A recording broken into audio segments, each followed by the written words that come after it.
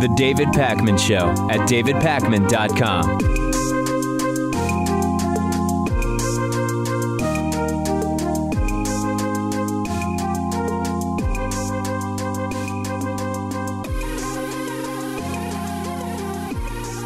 Well, Donald Trump is siding with Democrats on the issue of the debt ceiling. It's total chaos, and we still have no reason to think that Donald Trump actually understands the issue and the details and the complexity of the debt ceiling. Every time Trump does something that seems to break with the Republican Party, Republicans are asked about it, and the ones that want to defend Trump will either say, oh, it's an act of bipartisanship, or this is proof that he's his own man. He's not just another typical politician. He thinks for himself and takes the position he believes to be right. And of course, that's ridiculous, right? Trump has no overriding political philosophy that would inform decisions like about the debt ceiling. His guiding principles have always been and continue to be greed and self-enrichment and self-aggrandizement, period. So before we break down what happened with Donald Trump and Democrats, we should first explain what the debt ceiling is and what the limit is and why it matters right now, okay? The debt ceiling is the upper limit of the amount of money that the government can borrow as decided on, set by our elected officials. Republicans regularly like to say, oh, can't increase the debt ceiling. Too expensive. We're fiscally conservative. Let's pay down the debt rather than increase it. And of course, if they want to lower the debt, why do they want to cut taxes for the rich, which according to everything from common sense to detailed reports on the matter, indicate that Trump's tax plan would increase the debt as a result of cutting taxes on the rich. Makes no sense, political posturing, but let's put that aside for a second. The real problem with the debt ceiling is, actually, there are many problems with the debt ceiling that most people aren't aware of. But before we even talk about some of the more specifics, we need to understand why the entire discussion in the media about the debt ceiling is total BS, because you're not being told very fundamental facts that would influence your understanding and opinion of the debt ceiling. I'm going to tell you three important things about the debt ceiling. Number one, the debt ceiling does not actually limit government deficits. Why? Because spending is authorized by separate legislation. You can pass any debt ceiling limit that you want, and it will have no impact on Congress passing any spending that they want in separate bills or legislation. It will prevent the Treasury from paying for those expenditures, and that's where you start hearing about government shutdown. But we are talking about two totally different things. Number two, the debt ceiling is completely separate from the federal budget. No matter what the debt ceiling is, a budget can be passed that increases the deficit and thus the debt, decreases it, whatever. The debt ceiling has no impact on the budget deficit that might be passed or added or whatever the case may be. And number three, and this is maybe the most important thing people often don't get when they just say, hey, we shouldn't be increasing the debt ceiling constantly. The debt ceiling is an aggregate figure, okay? That means it's a number of dollars. This is probably the most relevant and most often missing fact. Lots of politicians complain, we can't just constantly raise the debt ceiling. Well, we have a country whose economy grows and there's inflation. Here's how to think about this. Think about a small business, right? Imagine you have a small business. The revenues are $100,000 per year. You say, okay, let's set our debt limit, the most we're willing to borrow, how far into debt we're willing to go to remain in good financial shape. We'll call it $5,000. Okay, that's our debt ceiling. It works out to 5%. You've got a $100,000 business. Think of it as the economy, and you set the debt ceiling at $5,000. Next year, business grows to $200,000. And in order to support that growth and accelerate it, we say, oh, we want to buy more machines. We want to hire more people. We want to use debt in order to do that. But damn, our debt ceiling is $5,000. But because the business has grown, that same $5,000 debt limit now only represents 2.5% of the business. So really, if you're comfortable carrying 5% of your business in debt, you should raise the debt ceiling to $10,000 from $5,000. But, oh, we doubled our debt ceiling, but it's still just 5% of your business. This is what people miss. The American economy grows, and we also have inflation. If you set a debt ceiling in dollars rather than in percent, as your country grows and as prices rise due to inflation, you have to raise the debt ceiling constantly without it necessarily representing an increase in the portion of your economy that the debt represents. Now, this is a separate argument from what should the debt ceiling be. But any complaint from a politician that they are against regularly raising the debt ceiling, well, in context, compared to what? I hope everybody understands what I'm saying here, right? Debt ceiling is $1 billion. And then Congress passes and says, well, it'll be $2 billion.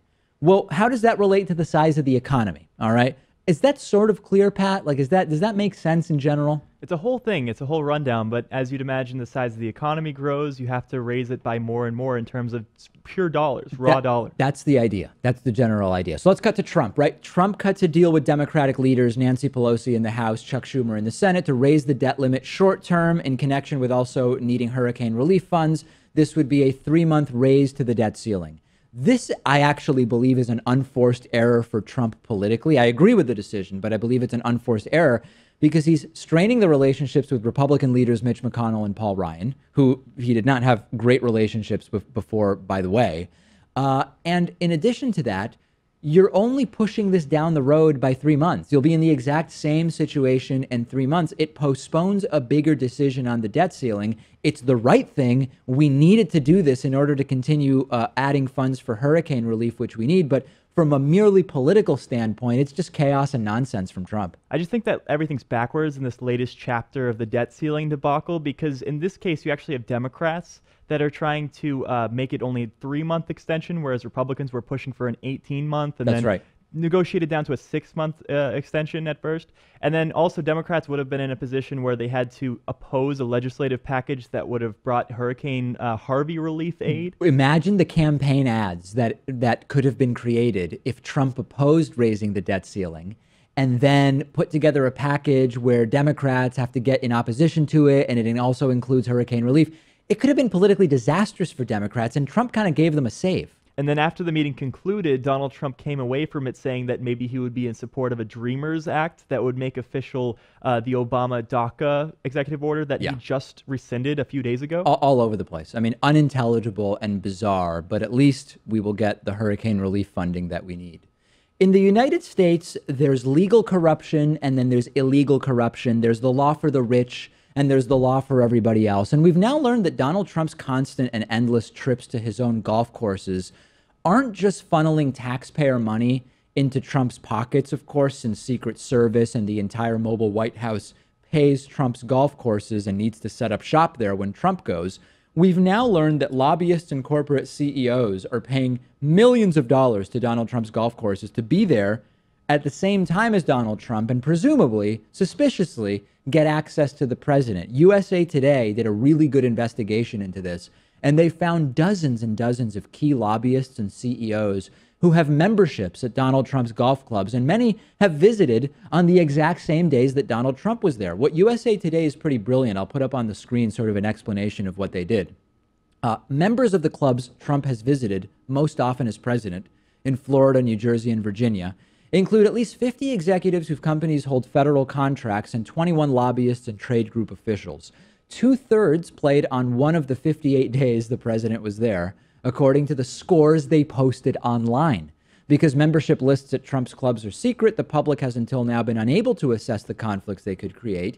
USA Today found the names of 4,500 members by reviewing social media and a public website golfers used to track their handicaps, then researched and contacted hundreds to determine whether they had business with the government.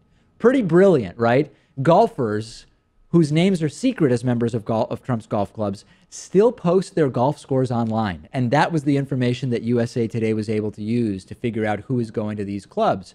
And we now know that they are overlapping with Trump here very, very often. This includes defense contractor executives, South Korean government lobbyists, the leader of a pesticide trade group that has been lobbying the Trump administration not to ban an insecticide that his client produces that scientists say poses a risk to human health. And I want to be super clear. This is all legal. Okay, the $100,000 initiation fees, the annual dues, the entire thing. It's legal because it's sort of uncharted territory in terms of what we're seeing. Now, ethically and morally, this is incredibly disturbing, but it appears as though this is legal. And the obvious question is, well, when they golfed on the same days Trump was there, did they have access to Donald Trump?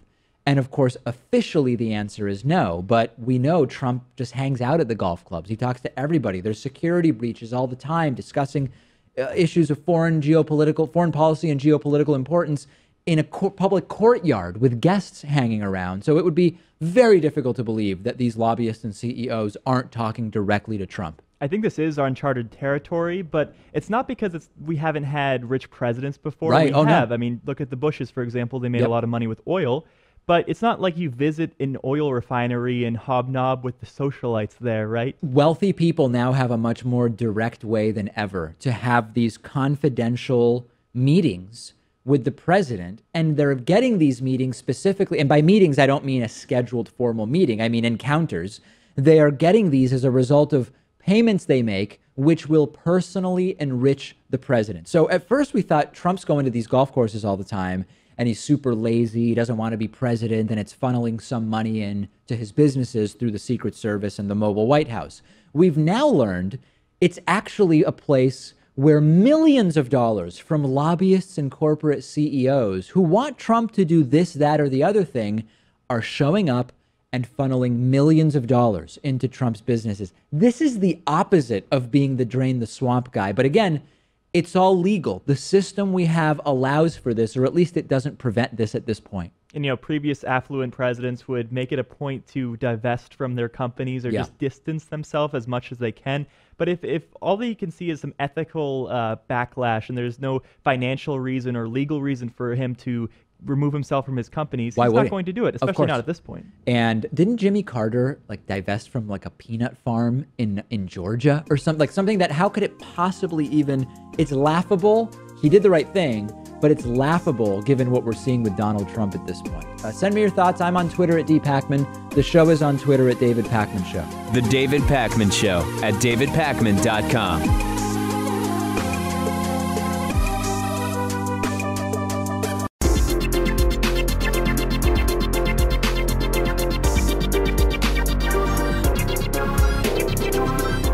The David Pakman Show at davidpakman.com. Today's new member of the day is Tim Vigil. Tim, thank you so much for being a David Pakman Show member. You can join Tim at davidpakman.com/membership. I will talk to you a little bit more later in the show, actually, about an overhaul that is taking place for membership and Patreon and all of that other great stuff that's going on. I was browsing our Reddit discussion forum this morning. It's the best place to talk directly to over 4,000 of our viewers and listeners. And Pat is on the Reddit, and I am on the Reddit at davidpakman.com/Reddit.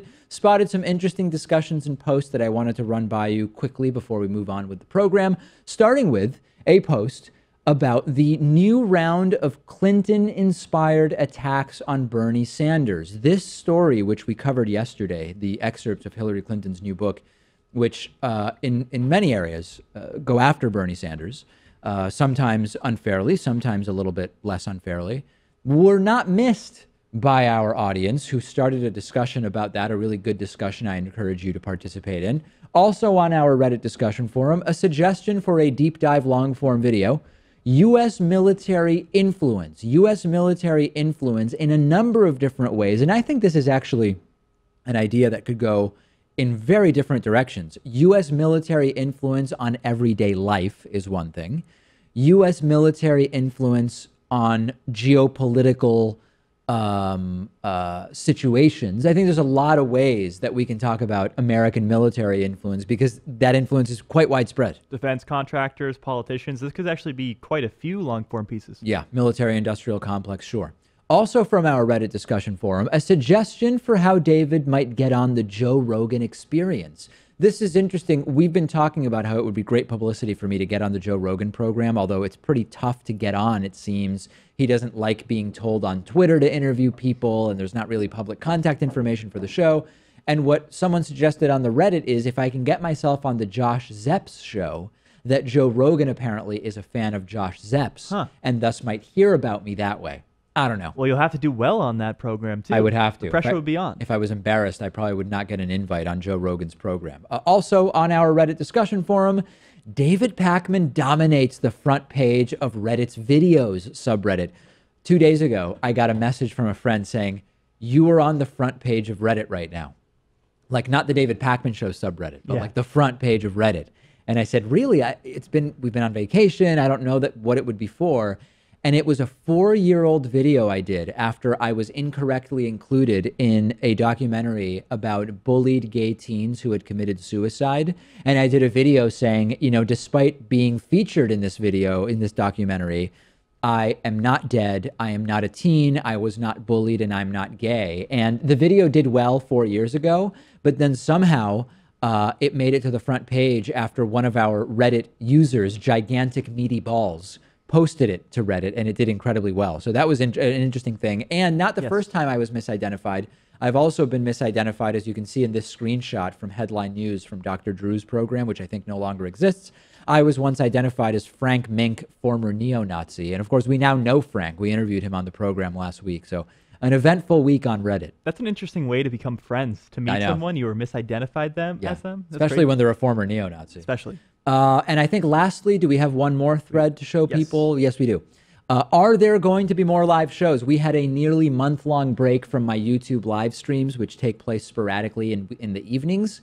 And the vacation and a lot of hectic stuff, including me starting the semester teaching at Boston College, got in the way of live streams. But I did one last night, and I hope to live stream again. If asked, and I've been asked, I will live stream again. So join our Reddit, davidpakman.com/Reddit. Okay, let's talk just for a few minutes about the major overhaul that we've done to all revenue-generating systems for the show. I promise I will not bore you with the full adpocalypse story, but to give you the 30-second version, March 31st, due to circumstances beyond our control, we lost 99% of our YouTube revenue due to something called adpocalypse. Long and short of it is that it seemed as though revenue started to recover, but at the end of June, that revenue fell off a cliff, and we now are considering YouTube effectively done as a source of revenue. We maybe are earning 15% of the revenue on YouTube that we once were. It's just done. We have to look at other means of growing the revenue base for the show if we want to keep growing, which we do, okay? Previously, we basically had membership and Patreon, and membership came with all sorts of benefits, and Patreon was just sort of, here's a few bucks for the sake of giving you a few bucks. And I apologize, I punched the mic, but it's because I'm getting very, very wound up here telling the story. And people requested, people asked for, people demanded, we could even say, that we have benefits for Patreon contributions, as well as more member benefits and reward tiers and all sorts of stuff. So we're doing it all. We're doing it all. This is something I spent a lot of time on during the vacation planning, actually. So first, let's talk about benefits, okay? If you go to patreon.com/David Pakman Show, and you click on that orange button that says become a patron, we now have a number of reward tiers that you can see on the right-hand column. And I'll tell you what a couple of them are. That top one, we can keep that up, Pat. That top one, the $2 level, will get you access to new behind-the-scenes videos that we will be doing. Plus, you will get the monthly patron-only newsletter. It's only $2 a month, okay? At the $5 level, you will get access to everything you get at the $2 level, plus you will get the daily world-famous bonus show, which is an extra show. There's an entire additional show many people don't know about that you will get access to at the $5 a month level. At the $10 a month level, you'll get access to everything I've mentioned so far at the $2 and $5 level, plus the daily commercial-free full show. If you're tired of watching a 3 to 6 minute YouTube clip every 90 minutes, you can get the full 1 hour broadcast show minus commercials, sans commercials, usually around 4:30 p.m. Eastern time every day, the entire thing. That's at the $10 level, and that will include the bonus show and the behind the scenes video and all that stuff. Amazing.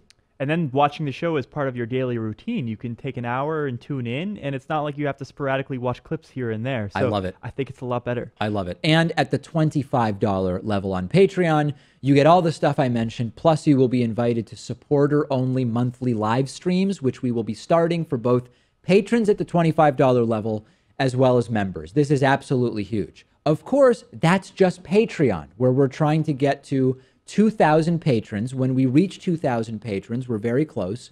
I've committed to doing an entire broadcast show with my hair out of control like this, okay? This may be a bad idea for if people watch the show with kids. I think it could be a scary thing for them, but I've committed as a goof. If we get to 2,000 patrons, and I believe we will, I'll do an entire show in studio with my hair unfettered. I don't think I'm going to be able to come in that day. No. We've hired a replacement producer for that day because Pat would not be able to handle it. And then we've got, at 3,000 patrons, we're also going to be releasing some new stuff, but I won't tell you about that yet. And also, membership. If the Patreon stuff is the new thing and you prefer the old school thing, you can go to davidpakman.com/membership. Membership gets you all the stuff I talked about. You get the bonus show. You get the newsletter. You will get access to the behind-the-scenes videos and the supporter-only live streams. davidpakman.com/membership, and you can use the coupon code IVoted17 to save 40%. So we're working really hard here, Pat, to continue to improve what we deliver to our paid supporters because we need them. This is a really, really important time. Help us get to 2,000 patrons. Help us continue to grow the membership base, and we will continue doing more and more things for you guys. Okay, here's a clever little media bias story. Have you heard of MS-13? MS-13 is a criminal gang that started in Los Angeles in the 1980s, and it's spread to a lot of the Western Hemisphere, Canada, Mexico, down into Central America, maybe even Northern South America. And the members are mostly Central American. In fact, they're particularly from El Salvador. That's the background.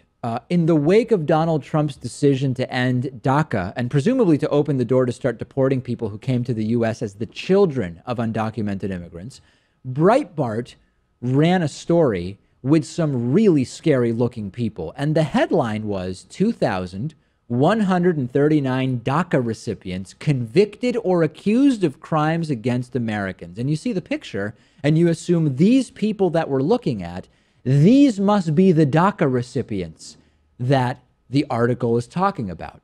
The problem is the picture was not of DACA recipients. It was actually a picture from January of 2013 of MS-13 gang members, not in the United States with DACA benefits, but just people in El Salvador. This was outed. Breitbart was outed. Breitbart ultimately deleted the tweet about the story, and the picture of the story was replaced with one of some guy in handcuffs. So it's deceptive. It's disgusting. It's happened before, right-wing media using footage from somewhere in Europe, I believe it was, in a story about Hispanic immigrants pouring over the U.S.-Mexico border. I don't know if you remember that one. It was a year and a half or 2 years ago during the Trump campaign. You know, every news agency is going to make a mistake from time to time, have to retract a story, or maybe they're using a picture that's just not appropriate for the story. It doesn't represent it correctly. Yeah. I think they've gone far past that here because this was a hit piece to begin with. And it just makes it look like this is representative of all DACA recipients, which is clearly not the case. Not only that, here's the really wacky part, and I'm glad you brought up the sort of the empirical realities. Let's go to the numbers. The article says 2,139 DACA recipients convicted or accused of crimes against Americans. The or accused is a key part, but I'll deal with that in a second.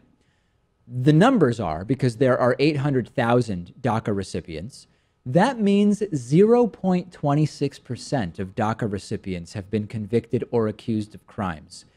For comparison, 8.5% of all Americans aged 23 and under have been arrested and convicted of felonies. So not only that, 0.26% of DACA recipients were convicted or accused. And as we know in the United States, it's not that rare that someone is accused of something that they are ultimately not convicted of. And it actually makes perfect sense. I don't know why people don't get that if you have no legal status in the U.S., you're an undocumented immigrant, or if you're on DACA, if you're in a DACA situation and you have a potentially precarious legal status, which could be maybe overturned, you're not going to commit more crime than the average American. You're going to commit less crime because you don't want to draw attention to yourself because you're aware of your precarious legal status. It's not as if you commit a serious crime that you shouldn't face repercussions for No, that. of course not. You can go to jail, you can go to prison, but you shouldn't be deported to a country that you've never known, especially if you come over here when you're just a few years old. This is why media literacy is so key and critical thinking has never been more important. And interestingly, I'm teaching this journalism class, communication class on new media, talk media rather, at Boston College. The first two classes have all been about critical thinking, epistemology, and media literacy, so that before we even start getting into more nitty-gritty media stuff, we've got to be able to analyze these stories. Oh, wow, 2,139 DACA recipients have been convicted or accused of crimes. Well, out of how many? And how does that compare to the underlying crime rate in the United States? Without that information, the headline is worth nothing aside from the deceptive picture. You're talking about a country of 300 million people. You're talking about 800,000 DACA recipients. If you just put the raw numbers in there, it's going to sound like a lot. Percentages sound a lot smaller. Very, very different situation. Discuss this with us on our Reddit discussion forum, davidpakman.com/REDDIT. Back after this break. The David Pakman Show at davidpakman.com.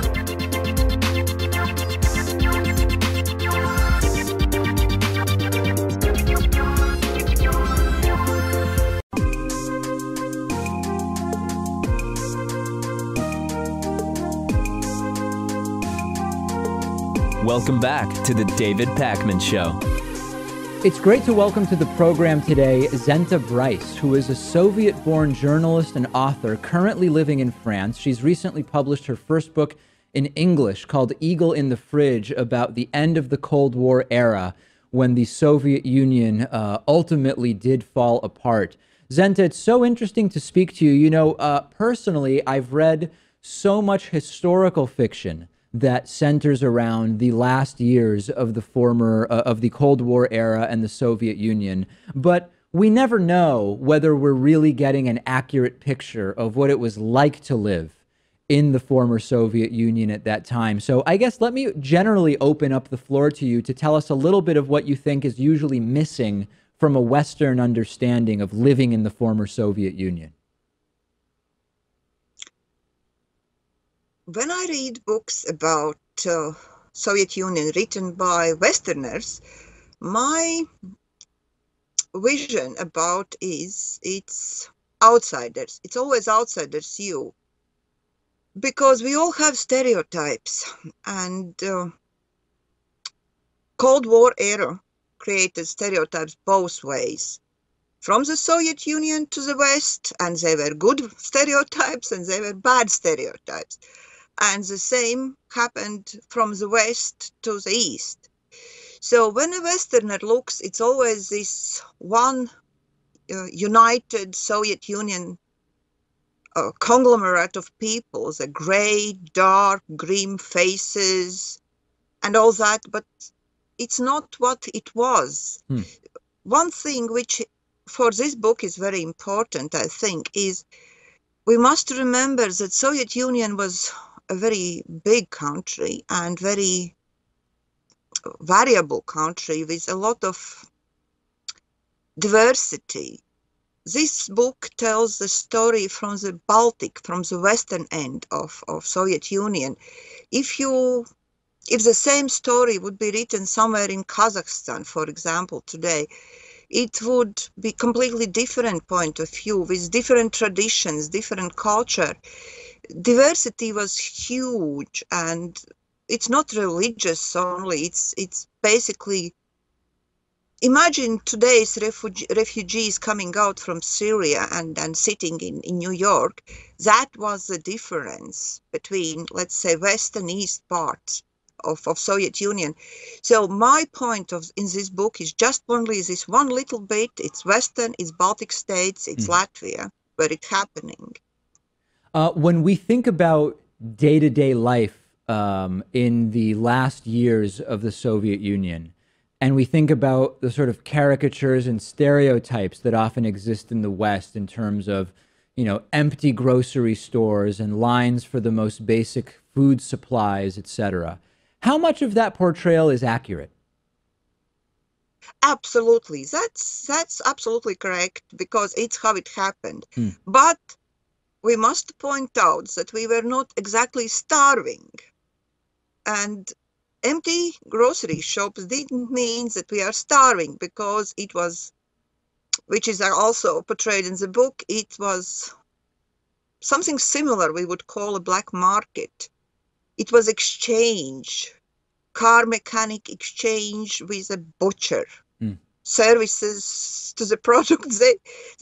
Simply, the main problem was money had no value, because the last years Soviets were printing more and more and more money. Probably for a Westerner, it's rather hard to realize that you have purse full of money and no goods to buy. And for me, that was the biggest shock when we turned the cards and become a Western country. Suddenly you have plenty of goods, but no money. Right. I'm guessing, Zenta, that this varied. And again, you know, in your book, Eagle in the Fridge, you're talking about one aspect of the Soviet Union, talking about Latvia. Can you talk a little bit about media freedom, law enforcement, sort of independence and morality, courts, etc.? Some of these issues that when you evaluate a country, the way that, for example, the Human Rights World Report might evaluate a country. What was the situation in the Soviet Union when it came to political dissidents, media freedom, etc.? Media freedom up to 87, 88, in some parts 89, was non-existent. Simply forget about it. It's not such a thing as media freedom. I think the Baltic states first started 87, when a little bit of realistic information. See, Soviet media was full of propaganda. It was just propaganda and nothing else. First sign of freedom was when private ads started to appear, like marriages, apartment exchanges, private little sales of something. It was the first sign that media is getting a bit more. Before it was always how much harvested, the heroic farmers, heroic heavy machinery doing something, and of course the party's political propaganda, but nothing realistic was in the media. And Zenta, would you say, can you assess how much of the population would see that propaganda and the sort of cheering of how great everything is going in terms of harvesting or whatever else? How many people believed it in total? How many people did not believe a word of it? How many were somewhere in between? It's very hard to assess.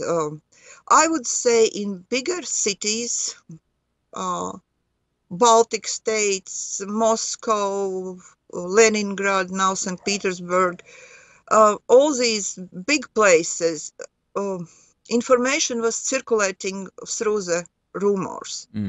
It was very weird, but it was the main source of information about what's really going on. So people were well aware. Nobody actually, by that point, I would say that half of the population didn't take serious anything what was going on main media, because you can see, even if whatever your ideology is, you can see that empty shops don't match with all these production victories. Right. So we had a very huge and very successful bed of jokes. It was, everybody was surviving on jokes, joke after joke, and most of them were political. You've described people standing in lines without knowing what the lines were for, sort of under the assumption that if there's a line, it must be worth standing in line for. Can you talk a little bit about that, and also what some of those lines were for? Line can happen for absolutely everything. it was very little, which was again in Baltic states. In Baltic states, you go in the shop, it's sunflower oil, some canned fish, usually in sunflower oil, sardines or something like that, and then bread. That was no basic minimum which was in the shops. Lard, probably some other things that normally people don't eat. But the rest was queues, and people were queuing up in hopes that, let's say today in the butcher's magazine will appear, the delivery van will appear with something, with meat, with sausages, with maybe even salami, and people were standing for hours. I remember my grandmother was doing full-time job, just screening shops daily. She went out in the morning and then came back in the afternoon, and sometimes she came back with something, sometimes with nothing, but it was her daily job just to go around shops and try to find something. And Zenta, in this environment, was there trust between neighbors and the people, or was there a lack of trust in terms of, hey, maybe I can get something for myself if I report on a neighbor, for example? Reporting was not popular, at least in Baltic states. We were a bit like it's them and it's us. So reporting was not so popular. And reporting never bought you like a kilogram of best venison. It always was more subtle. Let's say if you are a scientist and if you want to go to the foreign conference, somewhere will be linked with your ability to report. But it wasn't very. One thing the KGB used, and it may sound very weird today, gays. By the law, Soviet law, the gay can be punished, lesbian wasn't. And gays were living normally, nobody were running after them, but if there was a need, the law was used to turn the gay people into KGB reporters. Yeah, that was one thing. And I think current phobia in Russia also is a bit linked with that, like, let's keep gay people bad boys. Right. It's interesting how information and perception can be used for political needs. Absolutely. Well, listen, I highly recommend the book Eagle in the Fridge. It is Zenta Brice's book about the end of the Cold War era and the eventual collapse of the Soviet Union. Zenta, thanks so much for talking to us about this, and I'm glad we were able to make it work. Thank you for letting me speak. I'm very happy. Thank you. The David Pakman Show at davidpakman.com.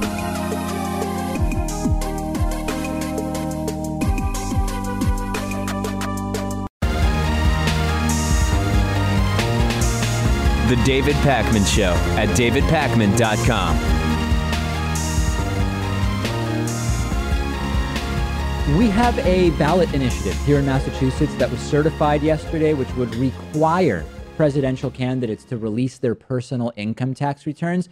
This means that now signatures can be collected to put the ballot initiative on the ballot. And if it gets approved, it would be not only a presidential candidate, but the vice presidential candidate. Both would need to release their previous 6 years of tax returns to the Secretary of State of Massachusetts in order to be on the presidential ballot. And interestingly, the state legislature here in Massachusetts is also exploring this, looking at approaching it from a bill, a legislative perspective. This is yet another great thing I would love to see Massachusetts be on the leading edge of. Although, you know, the truth is Donald Trump won without Massachusetts.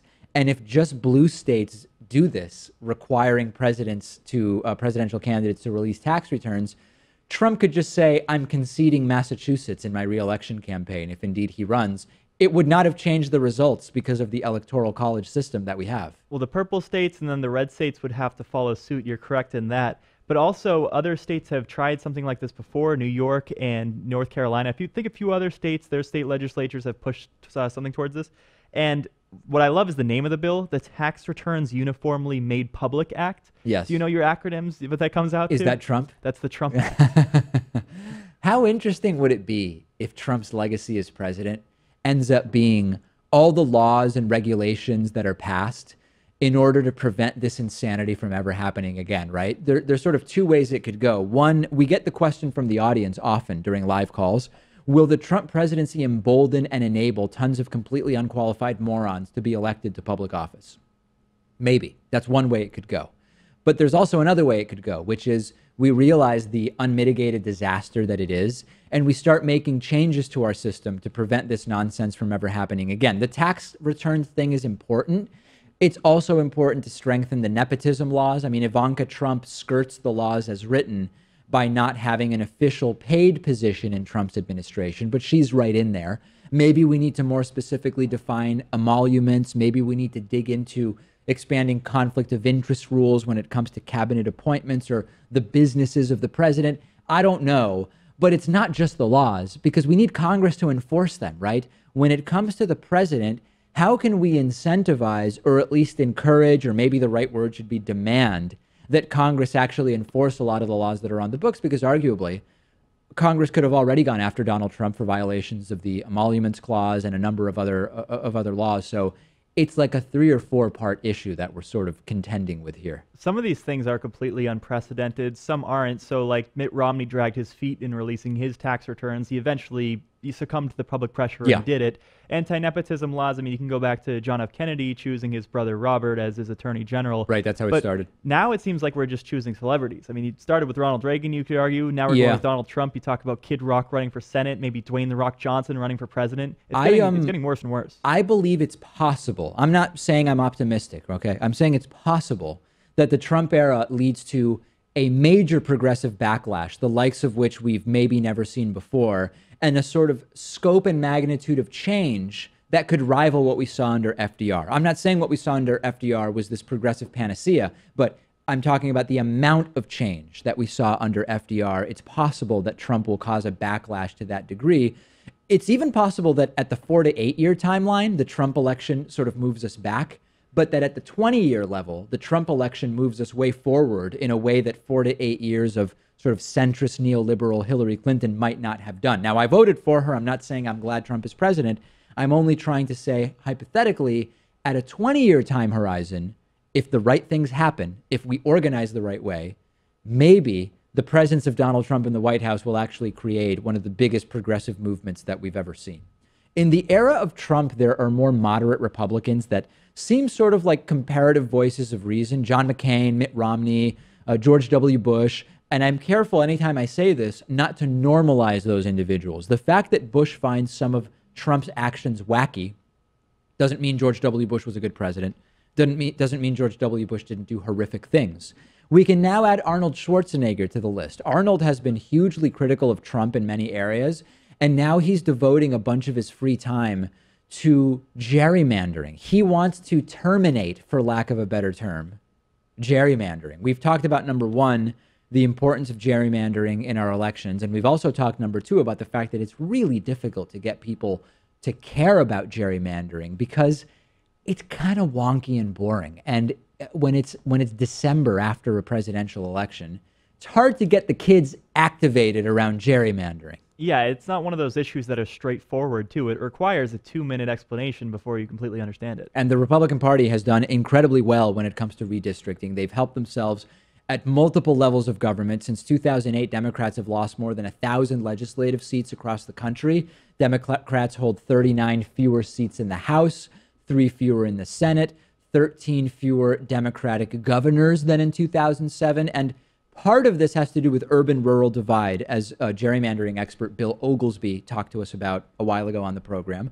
But part of this does have to do with the way that the districts are drawn. And instead of showing up on a late night talk show to promote this project, Arnold has been drawing a huge audience with these short, funny videos, including quotes from his movies. Here's just one, okay? And the idea is to explain these important political issues, I guess, in a way that will appeal to everybody.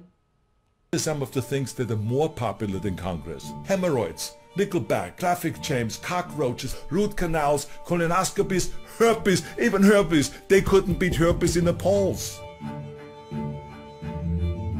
Gerrymandering has created an absurd reality where politicians now pick their voters instead of the voters picking their politicians. The hell with you. You thought that every 2 years in November, you're going to the polls to pick your representative, right? Wrong! You cold-blooded bastard. In California, the system was rigged so bad that between 2002 and 2010, we held 265 congressional elections. Guess how many districts changed party hands? Only one. Using gerrymandering, our politicians drew their district lines so safely that even while congressional approval ratings went sometimes down into the single digits, they couldn't lose. Couldn't have said it better myself. So this is cool, right? He's got a he's using CrowdPack, an online fundraising platform, to raise money to help a legal challenge in Wisconsin to how districts were drawn. President Obama has talked about getting involved, trying to end gerrymandering. Would be sort of interesting to see Arnold and Obama, sort of like the new cross-party political duo, kind of like the new George H.W. Bush and Bill Clinton, tour the country promoting an end to gerrymandering. It does make sense that Schwarzenegger is picking this issue to champion, though, because it's not too politically divisive. I mean, you can get Democrats and Republicans on board with it. Individual Who's voters him here, actual Congress people? Yeah. Not so much. Yeah, exactly. When it comes to actually lobbying Congress people, it's a little bit of a different thing. But I support this. There was also a, so now one of the questions is, if we eliminate gerrymandering, how should districts be drawn? And you can check out autoredistrict.org. And it's a computer algorithm that can create equal precincts based on population and geographic data. And listen, it doesn't have to be that, but we've got to, the system we have is clearly not working. That's what we have to get away from. And there's really no perfect way to redistrict, but we have to get it out of the hands of the legislators themselves and put it into an independent commission. What about a bipartisan commission? Would you be open to that? I mean, it's better than what we have, but I don't love it. I don't love it because you can also have deal making. If you've got a bipartisan redistricting commission that has Democrats and Republicans, if you have more Republicans in the legislature, they can use their strength in the legislature to strong arm the Democrats that are on the redistricting committee, right? So I still don't like it. Usually these proposals can include maybe one Republican, one Democrat, and a whole bunch of people in the middle who are bureaucratic representatives. Fair enough. Maybe that's the best approach. Yeah. Listen, what I can tell you with certitude is almost any approach would be better than the one we have. We have to think creatively to come up with worse approaches, not more effective ones. We have a voicemail number that's 219-2-DAVID-P, but this particular day, I wanted to read an email that came in. This is from a regular Trump, this is a regular emailer who is a huge Trump supporter, happens to be a woman, so that's why I'm going to be saying her during my discussion. And I genuinely wonder whether there is some level of mental instability here, because the emails are getting more and more unhinged. I'll put one up on the screen for you. This is an email from a Trump supporter and regular viewer. Mueller needs to look into the murder of Seth Rich. It would expose where the Russian lie came from. The Russian lie is to cover up Seth Rich's murder. I am convinced Mueller knows that. That's not what he wants. He has his sights set on he has set his sights on framing Trump. As far as I am concerned, it is not the Russian investigation. Call it what it is. Time to call a spade a spade. The Mueller's frame job. This is not someone connected to reality. And, you know, sometimes we wonder, oh, is Patriot Mail real? This is someone who's been emailing the show for a very long time. Yeah. And it's either the most incredibly well-crafted, uninterrupted trolling of the last 2 years, or this is someone who is increasingly unstable. And there's no way to communicate this to her. I don't understand why she keeps watching, you know? I know. I don't get that either. Like, what is so appealing about this show that you have to watch for so long and comment if we're just so diametrically opposed, even about our basic understanding as to what the facts are here? I liked how you read it, though. I mean, it sounded like your best impression of the Patriot Mail voice actor that we have. Oh, I see. No, I wasn't trying to do that, but yeah, adding a little bit. Sometimes I have trouble because when there's grammar and spelling errors, it becomes hard to parse some of the sentences. Yeah. And it sounds like I'm having trouble reading, which I am, but because of how it's written, you know? Right. Yeah. On the bonus show today, I will talk to you about Rush Limbaugh's suggestions for preparing for Hurricane Irma. Preview. I don't advise you to follow them. We'll also talk about a sort of Confederate named thing in Boston, not actually from the Confederacy, but related to racism, related to discrimination here in Boston, that is now under consideration for a name change. And we will also talk about free lunch to all New York City public schools. A great bonus show today. Now, the bonus show available as a member at davidpakman.com/membership and as a patron at patreon.com/David Pakman Show at the $5 per month level. Very exciting. Check it out. We will talk to you on the bonus show.